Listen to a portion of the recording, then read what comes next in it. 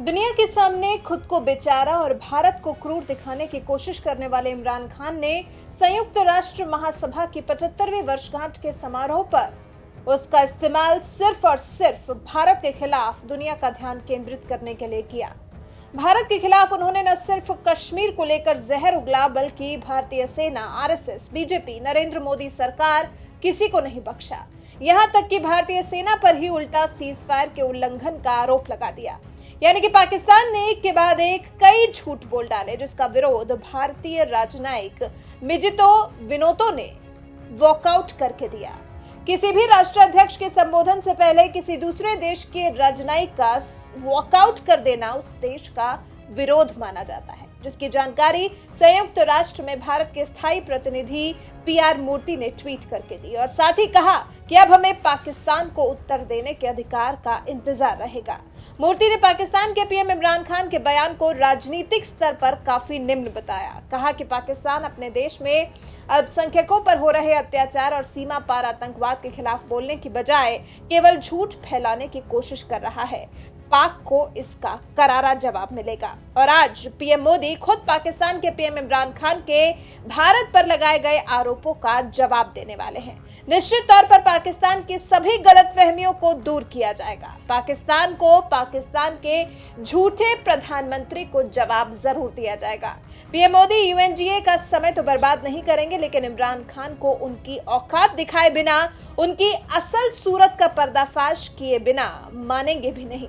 आपको बता दें, शुक्रवार को यूएनजीए में इमरान खान ने भारत के खिलाफ सिर्फ और सिर्फ जहर उगला और झूठे आरोप लगाए। पीएम इमरान खान ने कहा कि भारत ने कश्मीर पर अवैध तरीके से कब्जा किया हुआ है और वहीं के लोगों के मानवाधिकार का हनन कर रहा है। इमरान खान ने भारत के खिलाफ ऐसे इल्जाम लगाए और फिर संयुक्त राष्ट्र से इसके समाधान की मांग की है। पाकिस्तान के पीएम इमरान खान को भारत के प्रधानमंत्री नरेंद्र मोदी के भाषण का इंतजार करना होगा। पीएम मोदी एक एक कर पाकिस्तान के पीएम के एक एक झूठ का पर्दाफाश करेंगे, पाकिस्तान को दुनिया के सामने बेनकाब करेंगे। आपको क्या लगता है, पीएम मोदी इमरान खान को देंगे करारा जवाब या फिर पाकिस्तान के इल्जामों को नजरअंदाज कर आगे दुनिया को बेहतर बनाने की तरफ ध्यान केंद्रित करने की कोशिश करेंगे? अपनी राय हमें कमेंट कर जरूर बताएं। The leader of Pakistan today called for those who incite hate and violence to be outlawed. But as he went on, we were left wondering, was he referring to himself? This hall heard the incessant rant of someone who had nothing to show for himself, who had no achievements to speak of, and no reasonable suggestion to offer to the world. Instead, we saw lies, misinformation, warmongering, and malice spread through this assembly. The words used today at this great assembly by the leader of Pakistan demean the very essence of the United Nations. For a nation that is deeply buried in medievalism, it is understandable that the tenets of a modern civilized society, such as peace, dialogue, and diplomacy, are far-fetched. Allow me, Mr. President, to jog their minds a little about the stellar record of Pakistan. This is the country that brought genocide to South Asia 39 years back when it killed its own people. This is also the country that is shameless enough not to offer a sincere apology for the horrors it perpetrated even after so many years. This is the same country that provides pensions for dreaded and listed terrorists out of state funds. This is the same country that has the dubious distinction of hosting the largest number of terrorists proscribed by the United Nations. The leader whom we heard today is the same person who referred to the terrorist Osama bin Laden as a martyr in his parliament in July.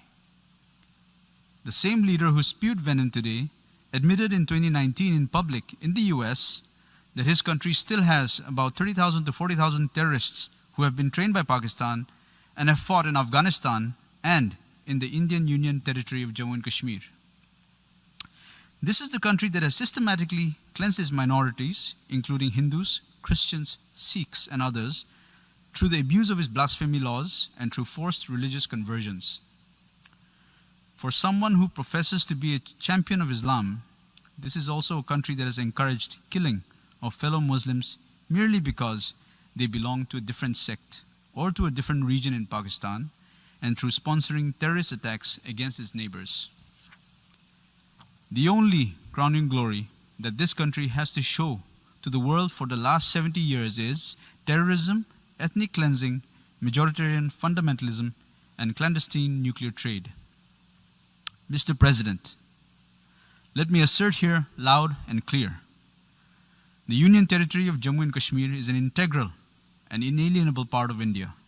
The rules and legislations brought in the Union Territory of Jammu and Kashmir are strictly internal affairs of India. The only dispute left in Kashmir relates to that part of Kashmir that is still under illegal occupation of Pakistan. We call upon Pakistan to vacate all those areas that it is in illegal occupation of. What should rather be on the agenda of the United Nations is Pakistan's deep state and its unrelenting political and financial support to terrorist organizations and mercenaries which are a threat to global peace and security. The only way for Pakistan to become a normal country is to abjure its moral, financial and material support to terrorism, turn its attention to the problems faced by its own population, including its minorities, and stop misusing UN platforms to further its nefarious agenda. Balochistan is suffering a severe humanitarian crisis, having been in the throes of a ruthless genocidal conflict for the past 2 decades. The Pakistani army-sponsored death squads are roaming with impunity. A large number of Baloch youth has been the victim of forcible disappearances and extrajudicial killings. Thousands of them have fled to different countries in recent years. The military establishment of Pakistan and its clandestine agencies are kidnapping, torturing, and murdering activists and human rights defenders to counter the Baloch people's demand to exercise their right to self-determination. The recent killing of a student, Hayat Baloch, in Turbat testifies to that. He was brutally murdered by the Frontier Corps, while his parents were forced to watch his unfortunate fate. Madam President, considering the gravity of the situation, we request this Council to put a resolution in the Council to send a fact-finding mission to Balochistan to investigate the gross violations of human rights and subsequently make these state military officials accountable for their crimes against humanity in Balochistan. Legally, Pakistan has no locus standi on Jammu and Kashmir. Yet, since the late 1980s, Pakistan's military establishment has used youth from Indian-administered Jammu and Kashmir to join its various terrorist proxies like Hizbul Mujahideen, Lashkar-e-Toiba, and Jaish-e-Mohammed. Rejection of India was the slogan dictated to these youth. Islamic Caliphate and merger of Jammu and Kashmir with Pakistan, the aims. Thousands of Kashmiris who did not agree were killed by these terrorist proxies. Those who subscribed to the Indian Constitution were specifically targeted. Today, led by its foreign minister, Pakistan is demanding a return of the autonomy that Jammu and Kashmir had earlier enjoyed under the Indian Constitution. The same constitution against which it started this proxy war in which Kashmiris were massacred. Madam President, will Pakistan be allowed to get away just like that? Even after it ruptured our social fabric, ordered the killing of thousands of my fellow Kashmiris, exploited our youth as pawns in its proxy war, and was majorly responsible for getting our autonomy diluted through unleashing its terror policy. I humbly urge this Council to summon the Islamic Republic of Pakistan for an audit and hold it accountable for the destruction of my homeland. At the same time, we are observing malevolent attempts by terrorists to exploit the financial and emotional distress caused by the lockdowns to disturb the cohesiveness of societies. The increased presence of people online and on social media has been targeted by terrorists to disseminate misinformation through hate speeches, fake news, and doctored videos. The intent has been to entice and establish links with vulnerable individuals and recruit them in their cadres. Terror groups have also exhorted supporters to target security forces and health workers. Another disturbing trend has been the collection of funds by proscribed terrorist outfits, ostensibly for undertaking charitable activities, but which in reality would be used to finance terror. Madam President, terrorism is the grossest affront to the enjoyment of inalienable human right to life and to live in peace and security.